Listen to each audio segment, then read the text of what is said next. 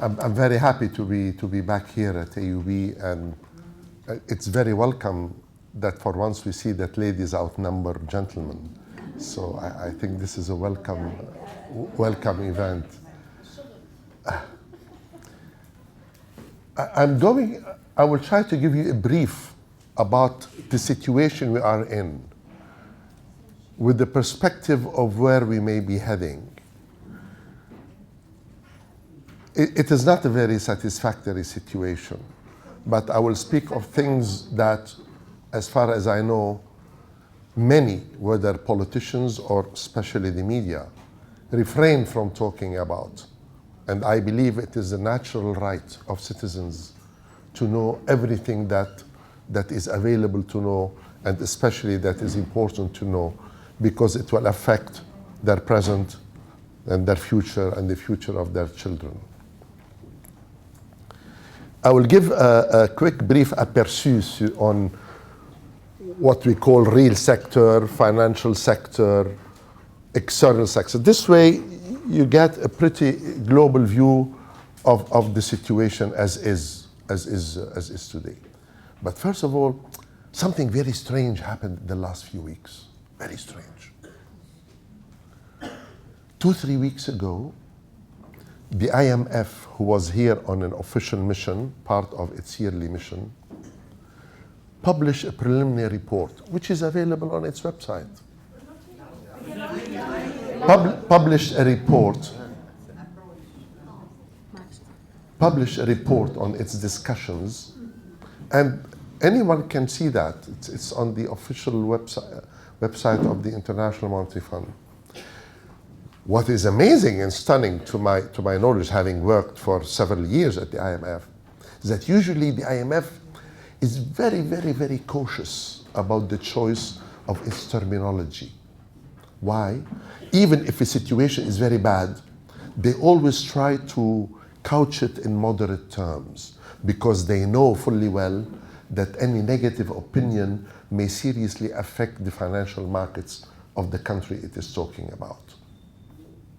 Nonetheless, when I read that report, knowing the standard approach of the IMF, even in previous reports, knowing all the problems, serious problems that plague our country, yet nonetheless you read them, you feel as if it's like soft chamber music.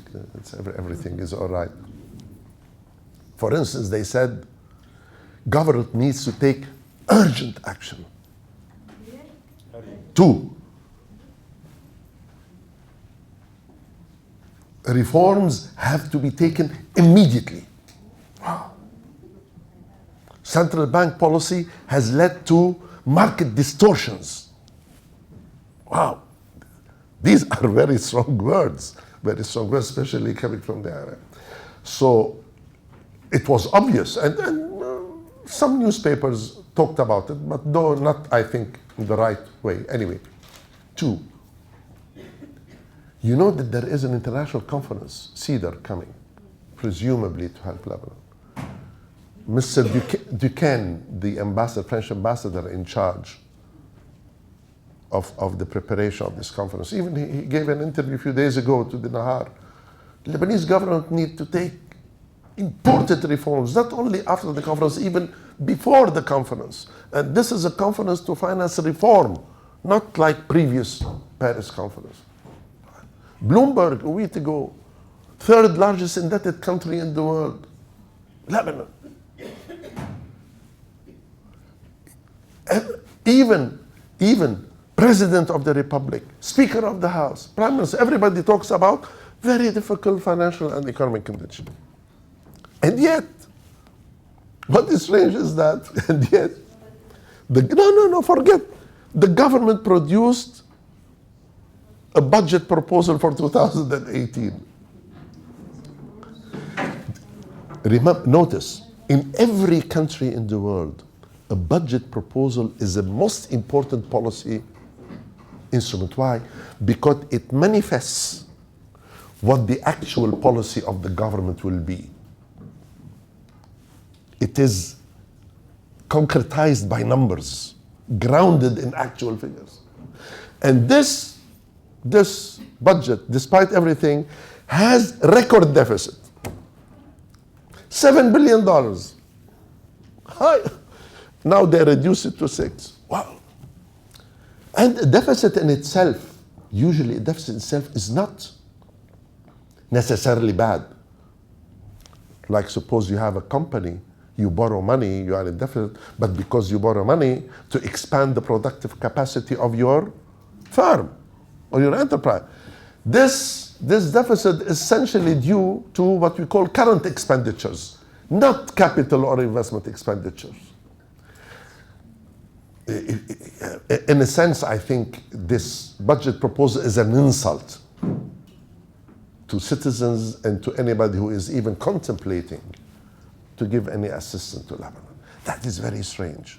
And this is a document, they don't publish it, but at least if you read about it, it's there. And this is very strange. How come you are going to beg for money from international institutions, from private sector, from Arab governments? Everybody keeps talking, saying, look, you need reform, yet it is as if they're saying, we don't care, this is what we're going to do, and most of this deficit is due to wages and salaries, interest, transfers to a jungle of mahasib, etc.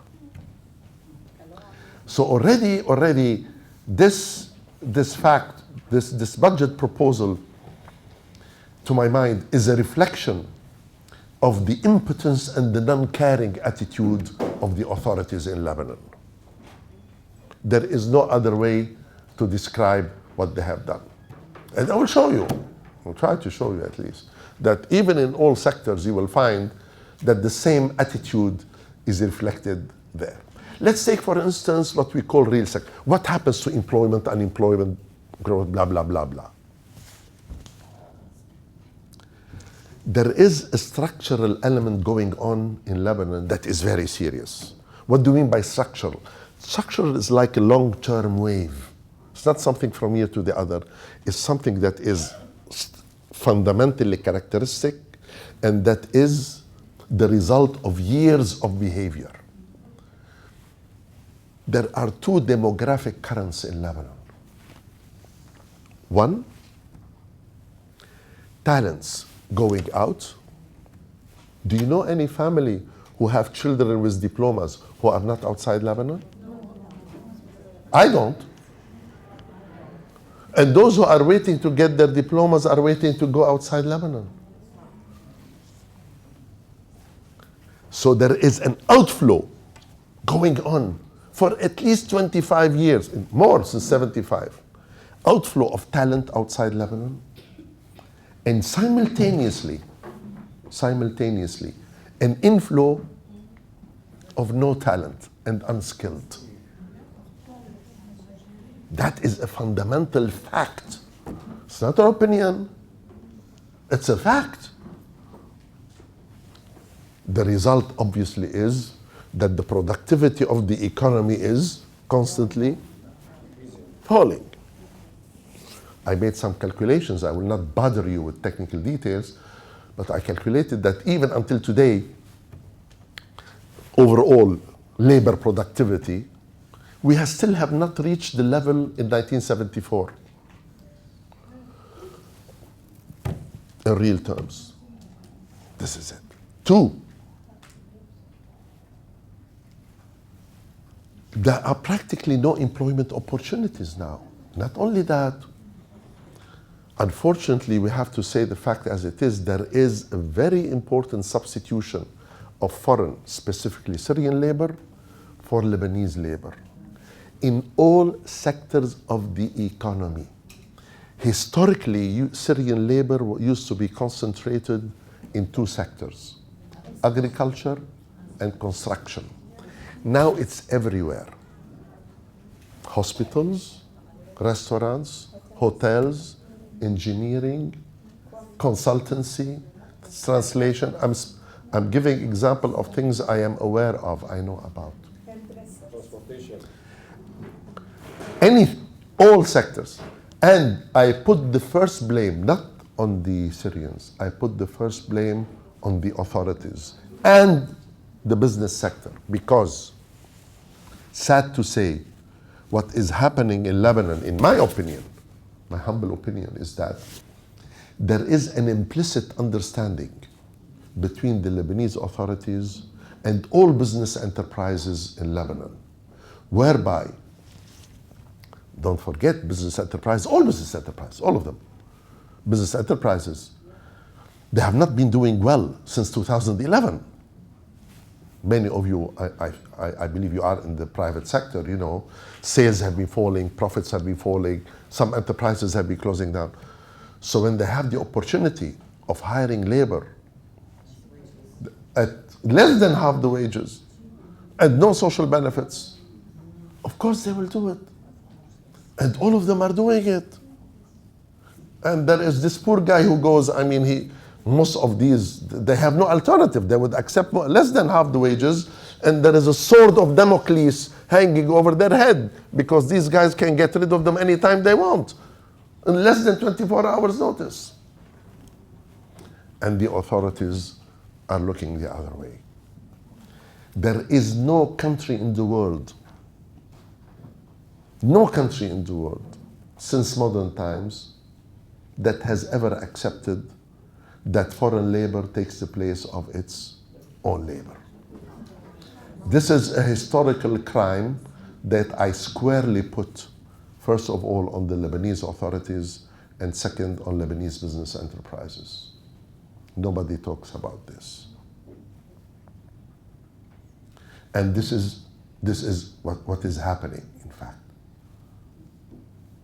And it is not only labor, it's small enterprises. You know, this man who sells his vegetables and fruits, the man who has sandwich shop, the man who repairs wheels, mechanics, etc. Most of these jobs, in fact, what is happening is the Syrian poor is competing with the Lebanese poor. The poor competing with the poor. And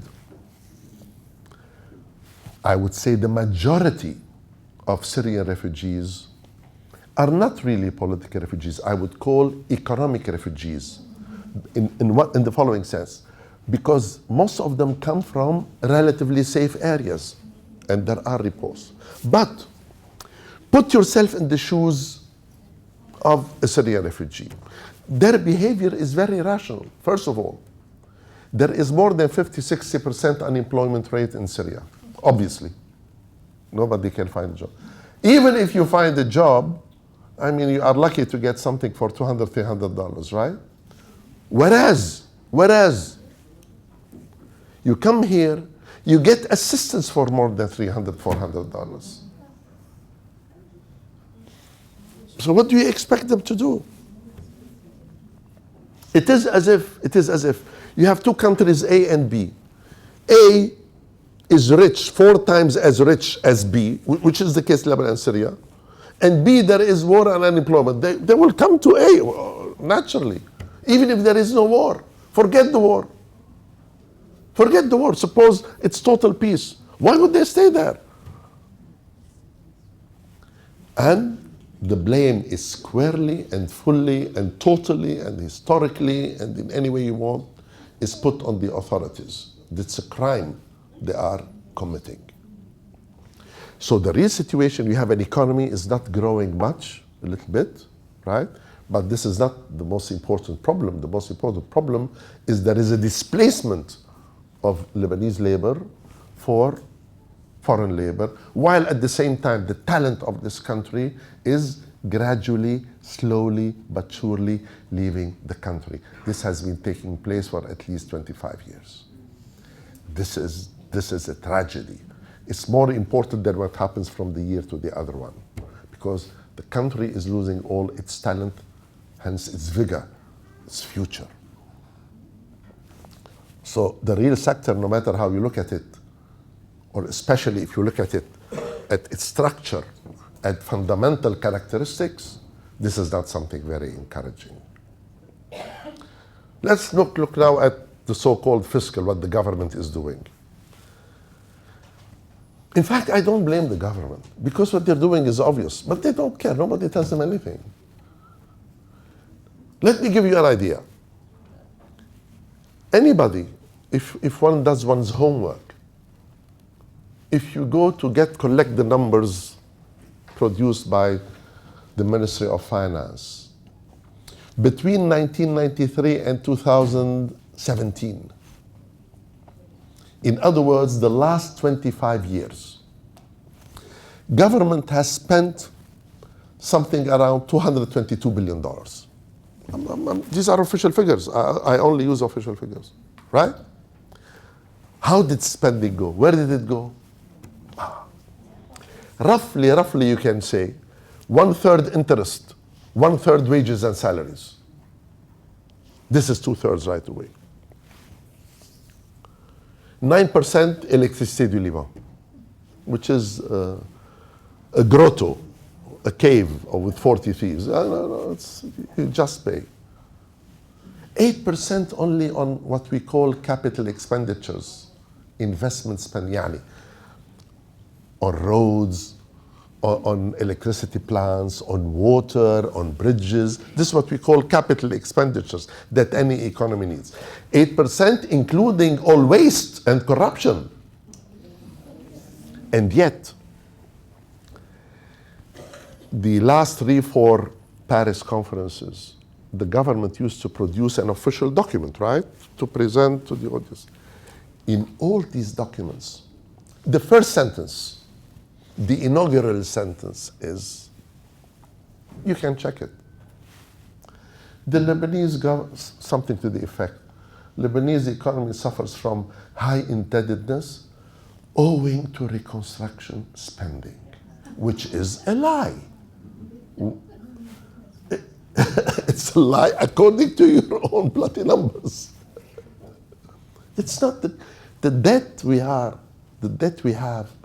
It's not due to reconstruction or anything. No, it is all this money you spend, more interest to banks than they need to have, and all your mahasib and people you put in the government, and all your transfers to hundreds of companies and institutions nobody knows who they are.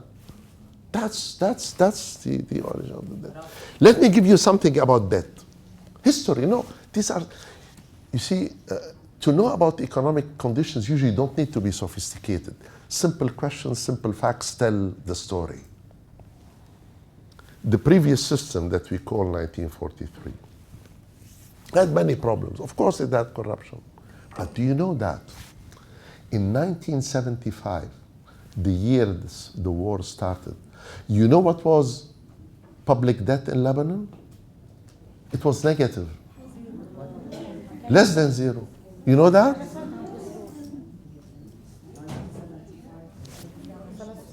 Even 1992, and I am quoting World Bank figures. Anyone can go check World Bank because they have a debt table for all countries in the world, going back as long as you wish.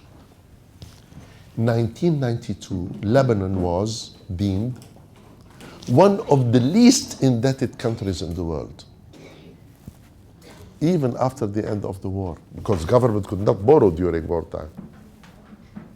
Now, it is deemed one of the highest indebted countries in the world. And the tragedy is not that it has moved from the least to the most. That's not the problem. The problem, it has moved from the least to the most without going through a process of reconstruction. That is the problem. How does this money go? You have no idea what is going on in public sector in terms of employment. Every year, new thousands are being employed. Now, it is deemed that you have 25% of total employment is in the public sector. It is incredible. I'm giving you facts. In 1974, it was 9% only. It's not only army, etc. No, teacher. I'll give you official. 2007 or 8, total number of teachers was 25,000. Now it's about 60,000 or something. You know that Lebanon has the highest number of teachers per pupil in the world? Check the World Bank figures. There are no. Put yourself in the shoes of a politician. Brilliant. You can bring in not only hundreds, thousands of your mahasib, right? They will owe you, they'll tell you بالروح بالدم for life. And you pay them from people's money. You don't pay anything. Beautiful exchange, right? Brilliant. Brilliant. And interest. Imagine you have a project, you pay 33% interest on it. Oh, interest for the banks, for everybody. Fine, we pay you good interest. And of course, we did not have budgets published. But if you really want to catch authorities, there is a very simple way. A legal way. Tell them to publish their accounts.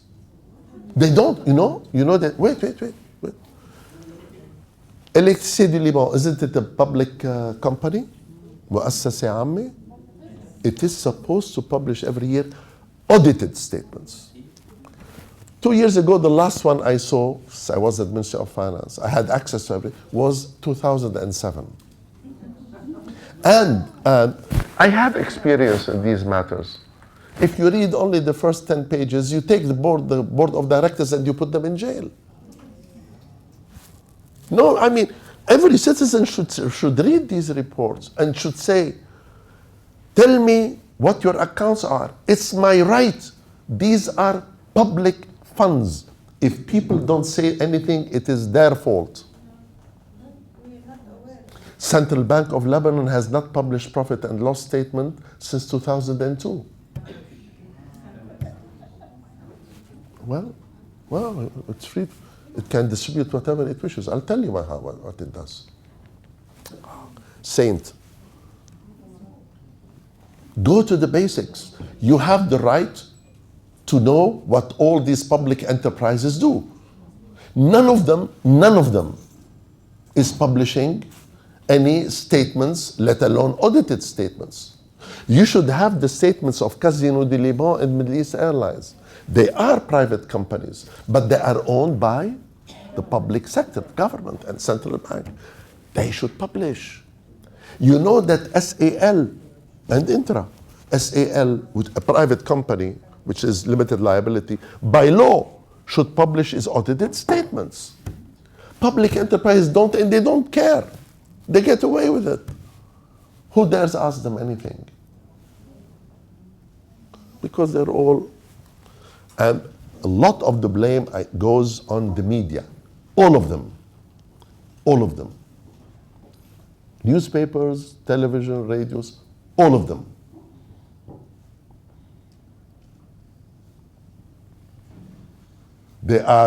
It's a complicity between them and the authorities, and I say it very clearly. So we know what the government does, fiscal situation. Basically, we have increasing deficit, increasing debt, and this is to finance their projects. In fact, this is public funds used for private means.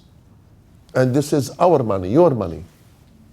Not only your money, your future, because if it goes on like this, there will be a financial collapse. And who will pay for it?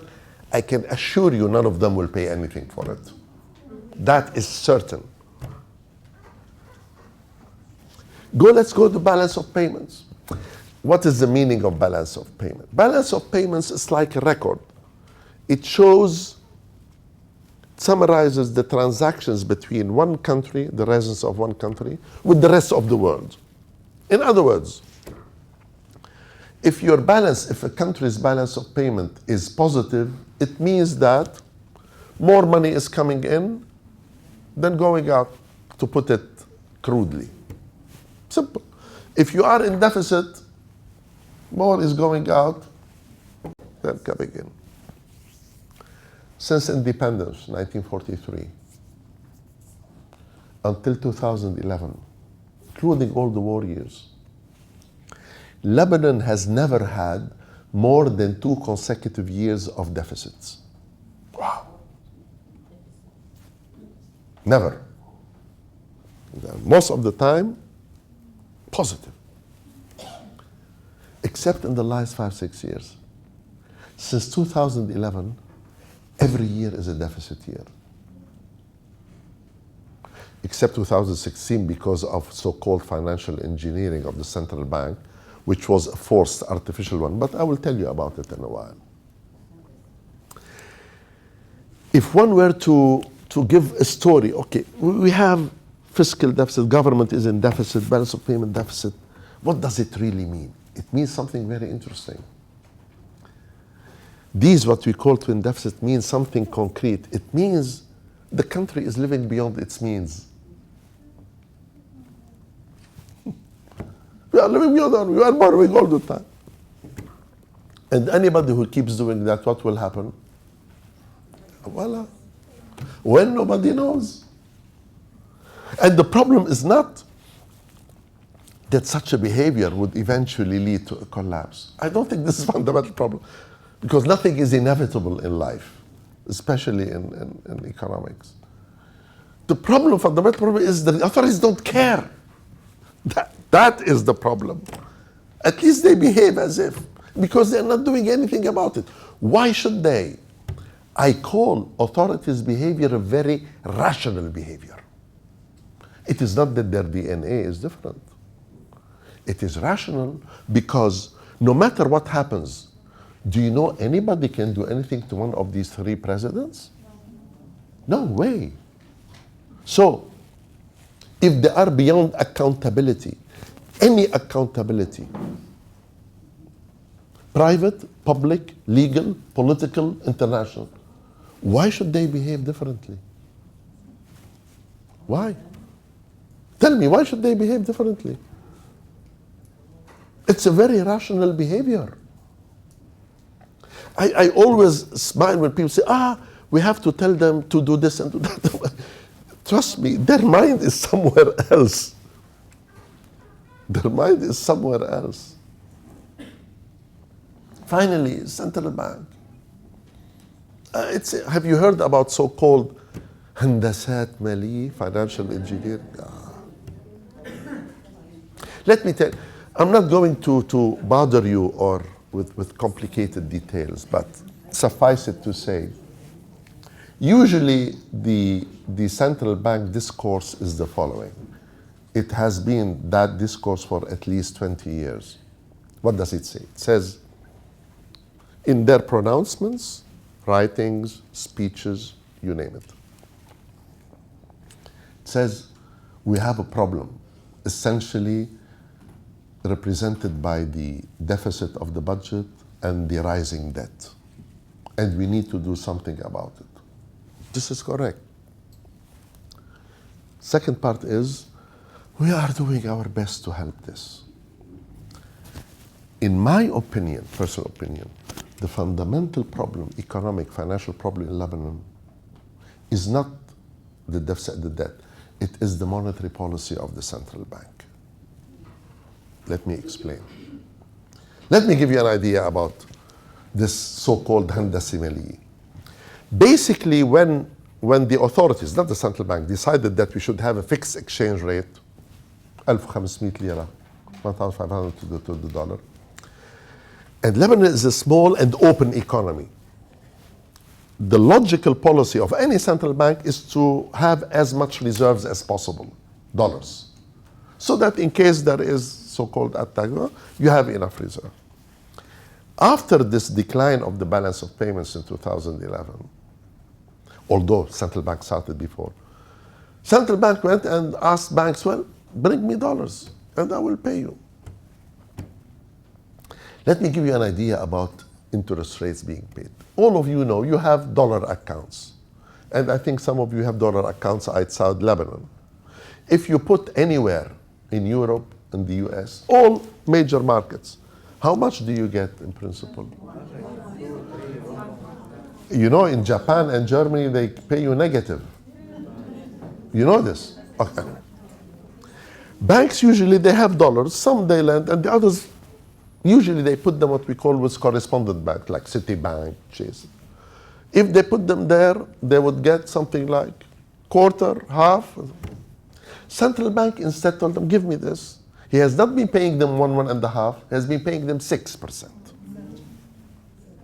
Which is, I call this pure gift. Anyway. But something even worse than this happened in 2016. Summer 2016. He asked them, I need still more dollars. On top of the 6%, he paid them something like 40-50% as commission. Tawfiq Gaspar is not saying this. Read IMF report, January 2017, on the website of the IMF.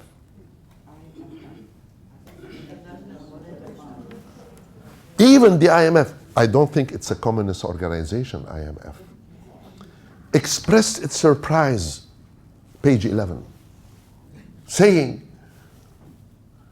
he paid them the equivalent of $5.1 billion right away, on the spot, without return.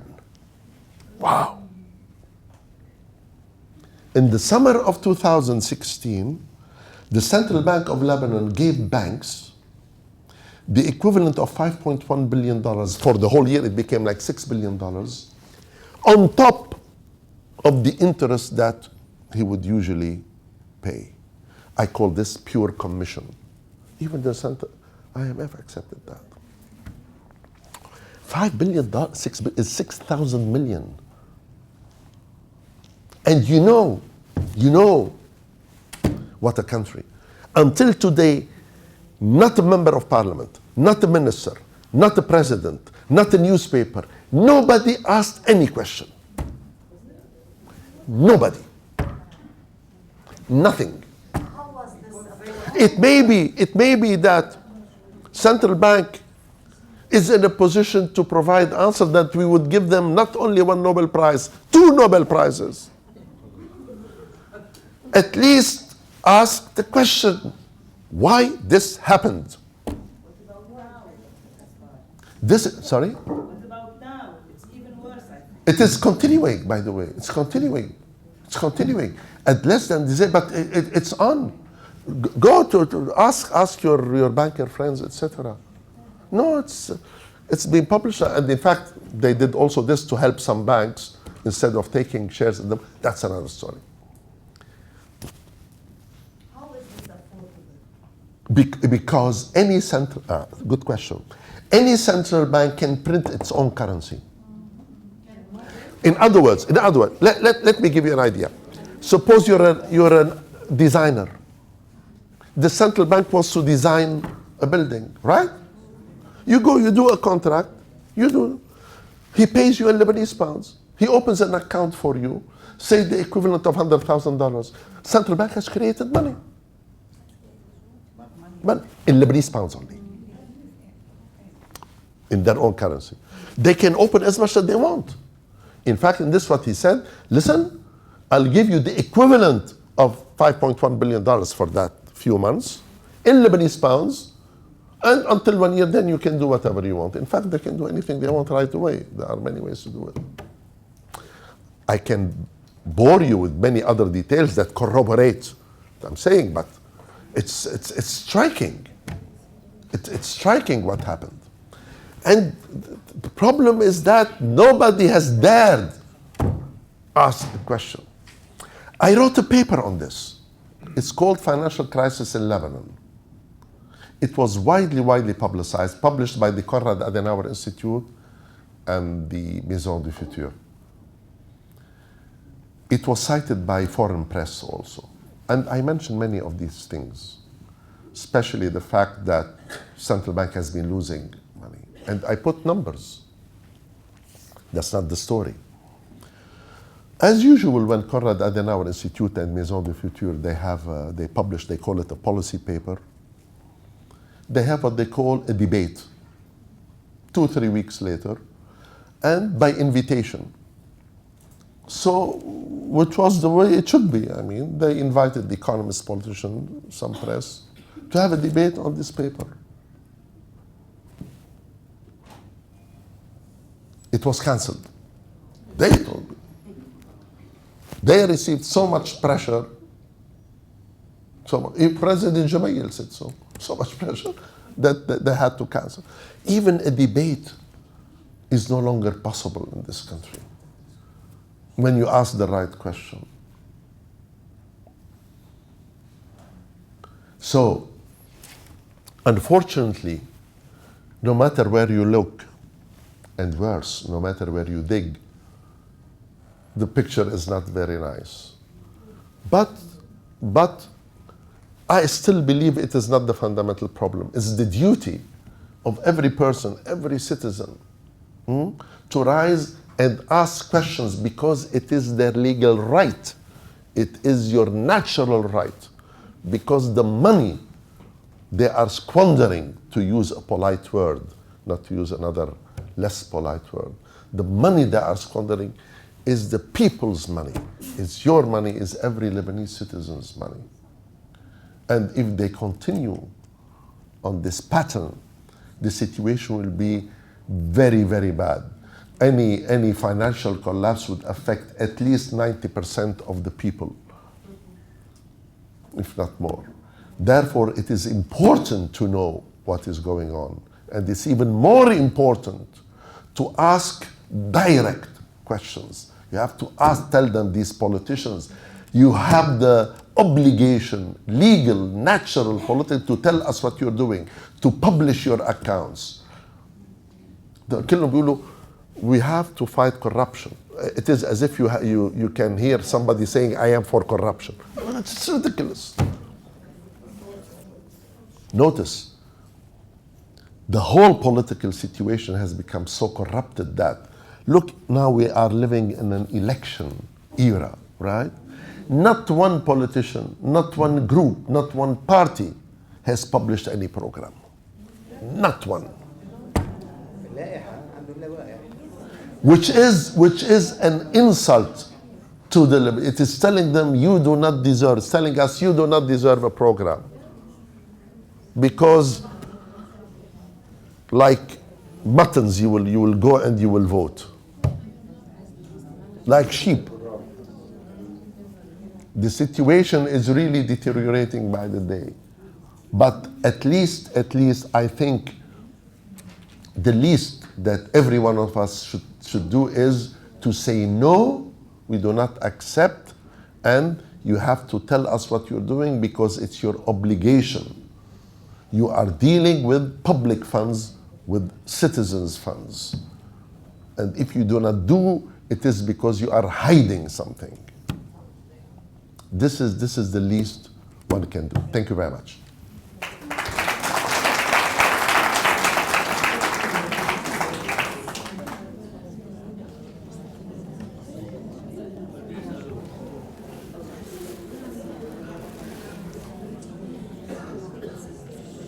Thank you very much for enlightening us. In case there is an economic collapse, who is going to pay for the money that we are owing in debt? Is it the people or the politicians and business? No politician pays anything. It's the people, taxes, etc. You can be sure of one thing. These politicians, they have foreign passports, they have foreign accounts for them and all of them. I mean, I will tell you, suppose there is a collapse.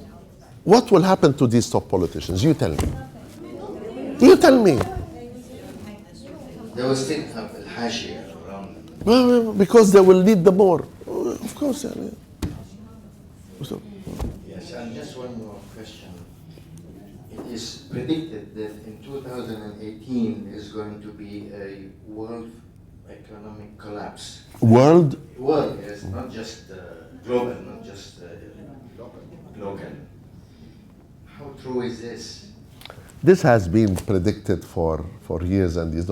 This is part of the discourse talking about international financial markets. They are worried about specifically a bond collapse. But, I mean, you can always have something like this, but it's not necessary. You cannot say, for certain this is going to happen. Nobody knows, really. If one knew, you would become a billionaire. Thank you, Dr. Sophie. أنا اليوم Ah. عندي كم سؤال. واحد, who really monitors what's going on? For example, right now they are preparing ميزانية, the budget.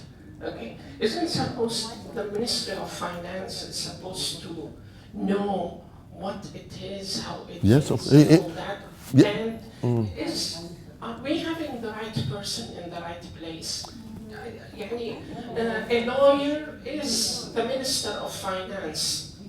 مع كل احتراماتي, بس what background do these people have? It's not the. Number one. I would like to disagree with you on this. In high positions, it is not important to be a specialist. I had the privilege of working with late Governor Edmond Naim, who's a lawyer. But he was one of the most pure of the pure, very clean person.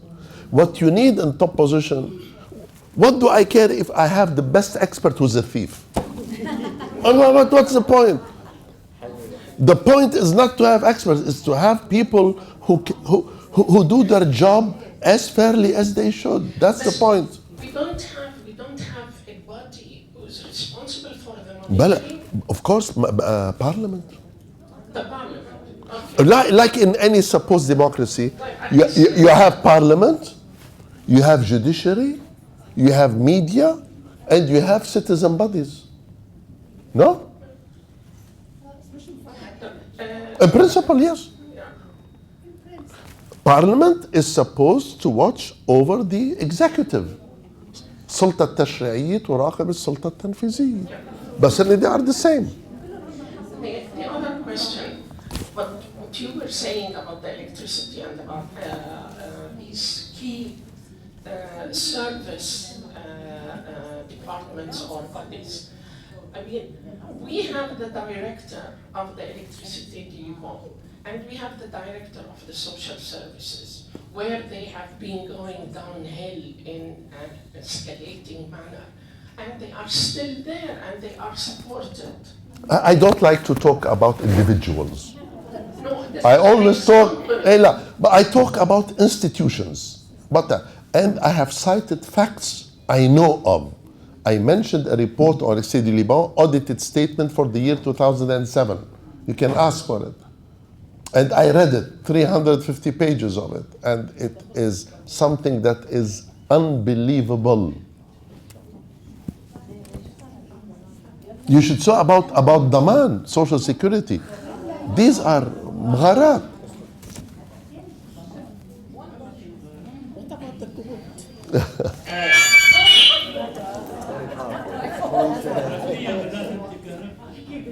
بحكي بدون صوتي عالي انا حسب ما فهمت منك يعني انا ABC Economics. I'm not talking economics, I'm talking facts. انه the central bank he can print any amount of money In principle. in the local currency. In principle, it's not doing so necessarily, but in principle, any central bank can do it. In his local currency. Yeah. Yeah, okay. Then We say print, but he can give credit at that amount. okay, Yeah. then and as the situation is so dull now, economic situation, you think we should keep our money in Lebanese lira or I never answer questions like this. That's up to you. How can I tell you put it in pounds or in dollars or in euros? These are. It's up to you to make your decision. You make up your mind.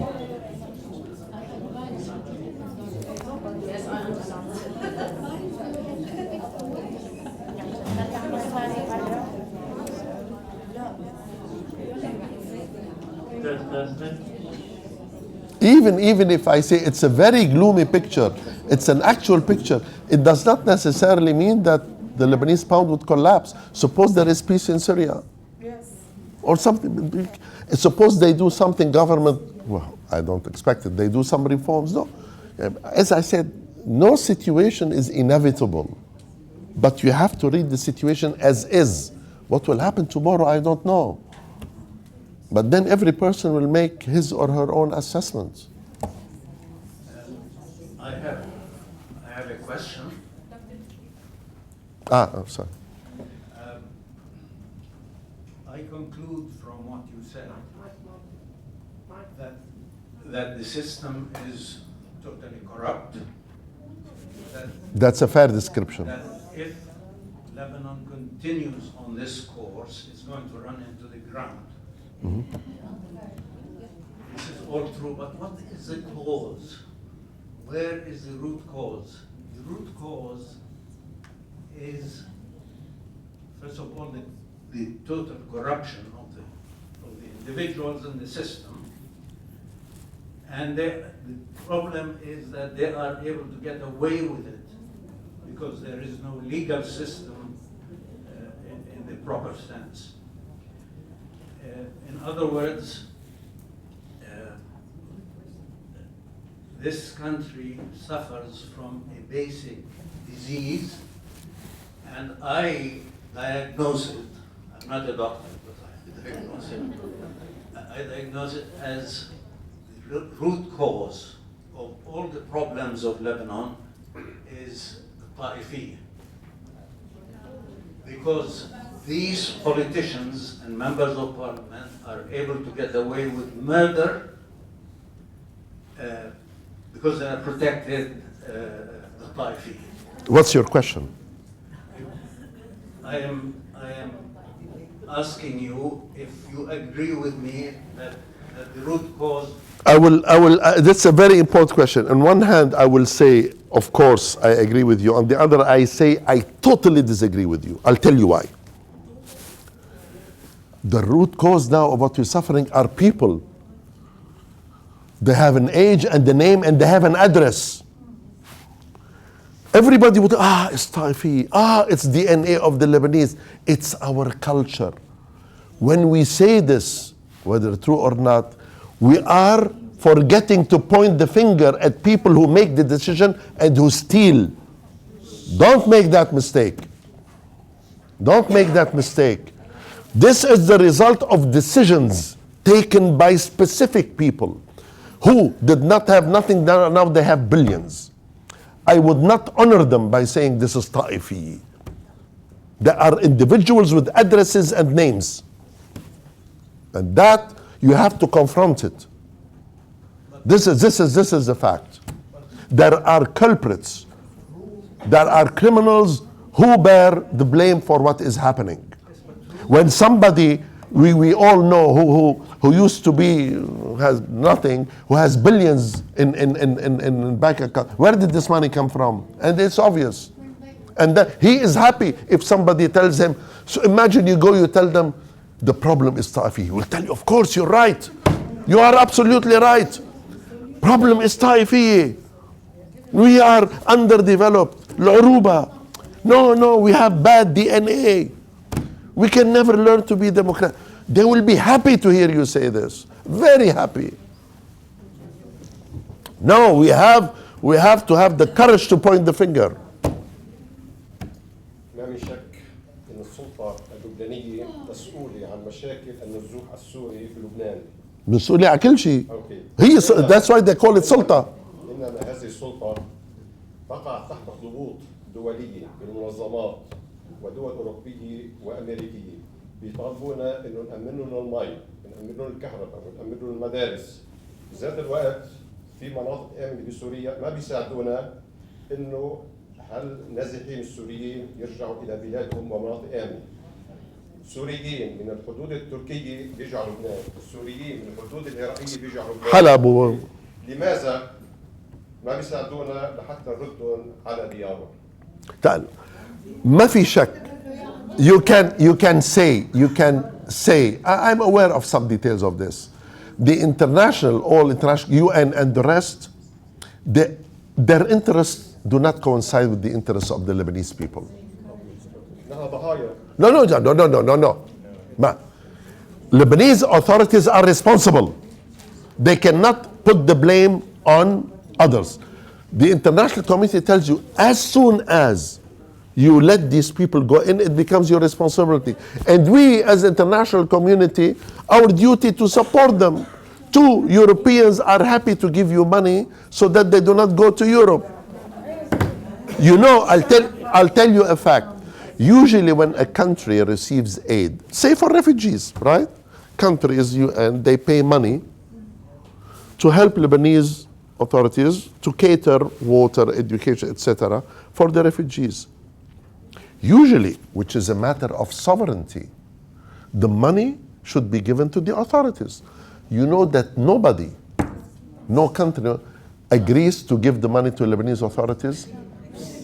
I was party to a consultation, Minister of Finance. I was proposed to the international institution. He said, listen, put the money in the Ministry of Finance, and we, the Lebanese authorities, Ministry of Finance, will undertake in writing that we will not spend $1 before you approve. They refused.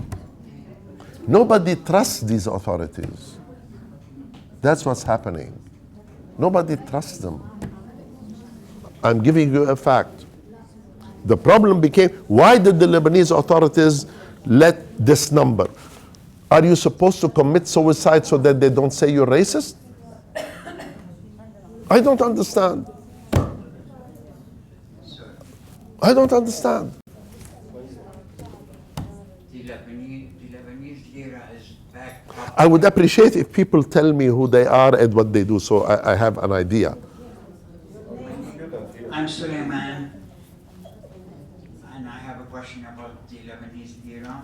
Since it was or it has been backed up by gold, does that mean it will never collapse? Who said that the Lebanese lira or any currency is backed by gold? Who said so? When you hold Lebanese pounds, do you check how much gold there is? Is there an undertaking by government to give you gold in exchange for pounds? No? But we always hear it on the media. No, it's not. Until 72, there was a system called gold exchange standard by the states, whereby any countries that have dollars could exchange with the American authorities a certain amount of dollars for gold. It was $35. And then it finished in 1972. But what has it got to do with gold here? Nothing. Up zero, nothing. It is backed by faith, by how much, what you think is a good standing of the authorities. That, it's a matter, if you hold Lebanese pound, it's a matter of trust.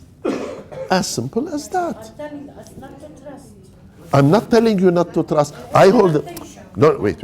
No. It's not something that developed today. Since the origin, it was always a matter of trust for all other currencies. I'm not here talking only about the Lebanese pound. Whether you want to trust or not, that's your business. Please, I have a question and I have a comment, but I would appreciate if you would kindly answer us through the mic, because here in the back. Okay, I'm sorry. Thank you. Number one, I'm thinking about the Syrians work here who are replacing the Lebanese working force here. Now the Lebanese working force is out of business or out of income. Who is running the economic circuit? Because these people who were earning the money and spending it, they cannot spend anymore. If they can spend, it is at a very low level. This is number one. Number two, regarding the gentleman's question about the Taifiyya system here. This has been the system in Lebanon since we knew it, before we were born perhaps. But it's only after the 75 or 2011 that we have this corruption system. Number three, people have been active lately, and they every sector went down to the streets starting in August a few years back regarding but at that time, all those corrupt people who are in power and who were responsible about the civil war in Lebanon and still are responsible about running our politics, money and life, they are still there, and they were the ones who stopped that or kicked them or killed them and stopped the whole thing. Now, you know, as a person of professional person, we feel it as people here. How could we solve it? Because these are like octopus which are suffocating all aspects of life, political, social, economic. Now even the building sector is out of the people's hand and we can't afford it. We see all these buildings empty and they are kicking all the renters out and building new buildings which are all empty. To whom they are building and what is being planned for us in the future. Because this cannot go on like this without anybody, even outside Lebanon, seeing what's happening and where we are going. What is the solution and why is this happening? No, it's happening because it's in their interest. Basically, you have to accept that the responsible people for this are in government. Always the responsible party is government. When there is such a bad situation, usually you have parties who are in the opposition who topple the government. We don't have that. Media who highlight, we don't have that. So unfortunately, civil society has been divided. So it's up to us. It's extremely difficult. Are you willing to do a group of people and make a manifestation or write a petition? It's up to you. It's your decision. They are doing what they have to do. The onus, the problem is on us, on individuals. That unfortunately, this is the case. This is it. Do you accept? You don't say it cannot go on. It can go on indefinitely. The Pharaoh system, you know how long it lasted? 4,000 years. So, if you don't do anything, they will continue doing it. And then whenever you have the chance, you leave the country. That's it. So you have to ask yourself, what am I supposed to do? That's the question you have to ask yourself.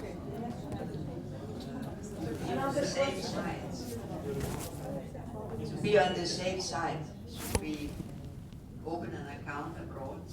Madam, I never answer questions like this. I'm not a financial consultant here. It's up to the person, because I don't know. If I really knew, I would be a billionaire. I present the situation. It is up to you to decide what to do. Excuse me. The picture is so gloomy. So how are they borrowing billions of dollars in some conferences? Yani are they so? And the conferences, whatever money will be given, which is not much as they hope. 25 billion. No. They are no. That's what they said yesterday. Who is they? No, madam. Halili said it. No. Yesterday. I'm answering you. The Lebanese government has investment projects for $16 billion. It is needing financing for these $16 billion. If they get 4 or 5, this is excellent. And a lot, if not all, of the money that would be forthcoming usually would come through a political decision, because France would like to support the government, because the Saudi Arabia would like. So it's mainly, it would be a political rather than an economic or financial decision. Would you lend the money? Okay.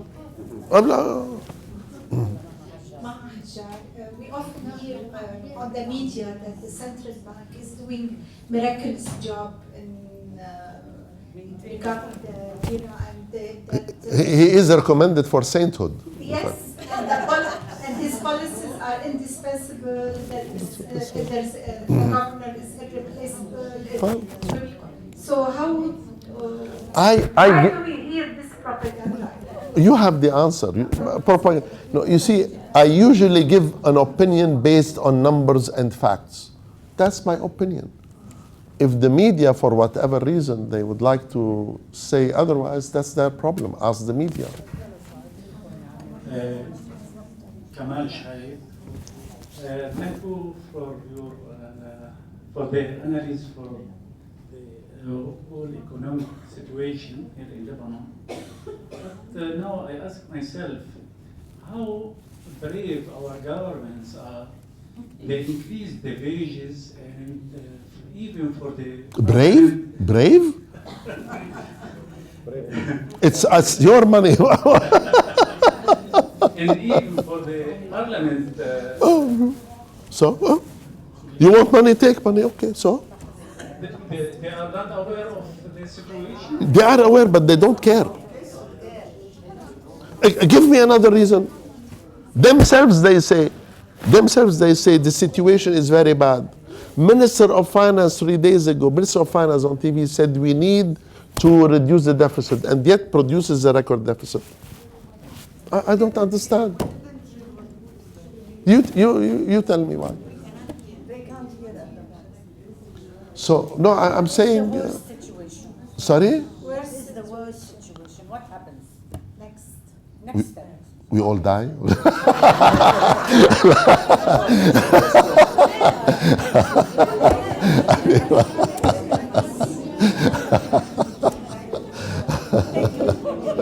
What's that you want me to say? So we are destined. I am, look, basically let me repeat. I have tried to give a reading of the situation based on actual facts.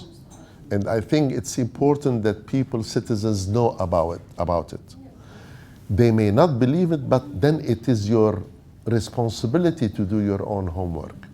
All these numbers are available, and I gave you instances. Read reports by the IMF. It's on the IMF website. Read the numbers on the website of Ministry of Finance. Check with the newspapers on the new budget, because unfortunately the Ministry of Finance does not publish it. It is as if it is its own property, whereas it's the property of the people.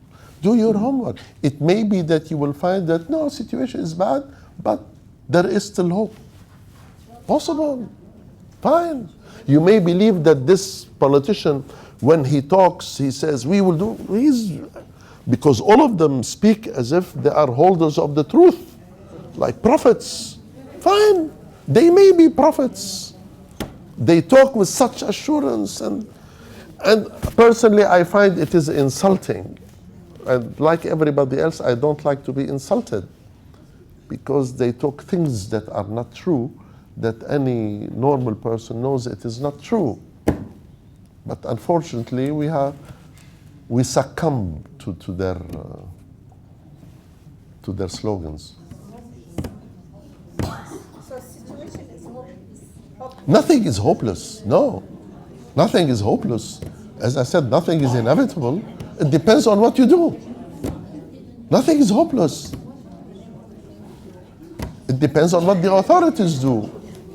Circumstances may change. I don't know. I don't like to predict the future.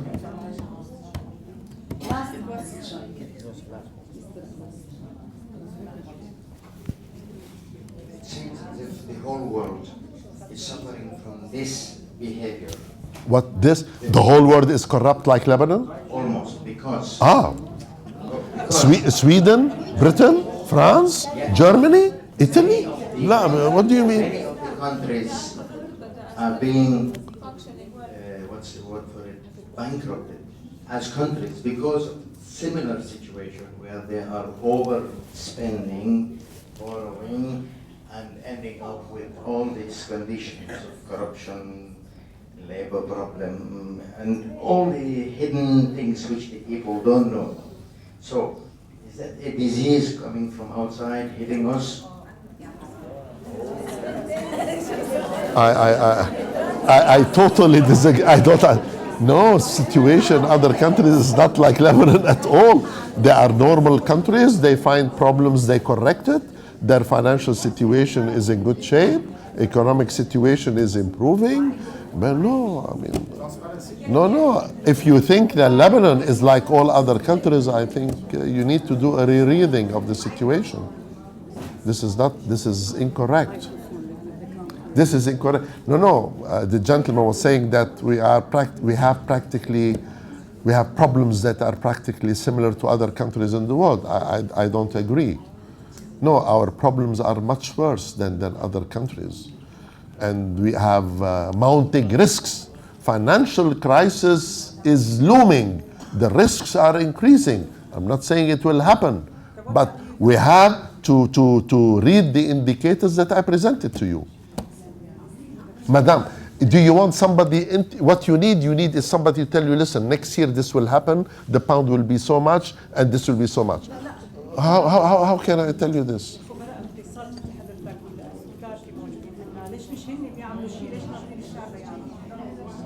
I am telling you because it is not a question of, let's find the technical situation. I tried to tell you that we have a big economic problem, but the solution is political. It is because of behavior by authorities. If you tell me what, I will tell you what you could do. You can now, but they will definitely not do it.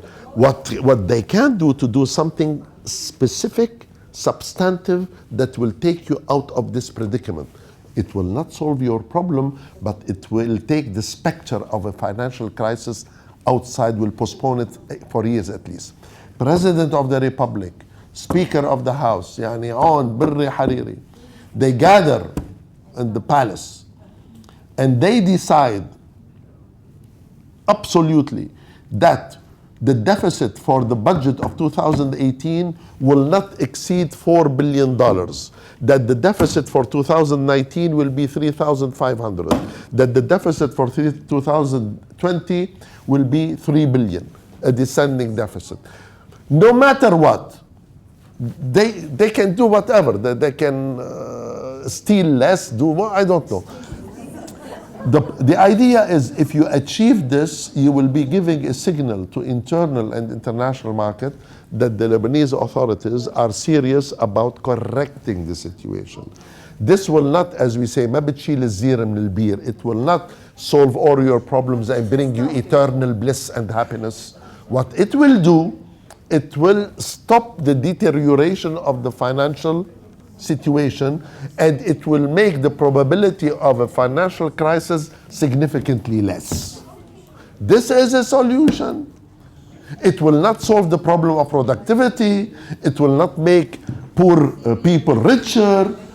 You see, but because it is as if you have a fire in the kitchen, you are not worried that your furniture is not nice or this column is not nice. Your first objective is to extinguish the fire. Is that clear? Yes. Voila.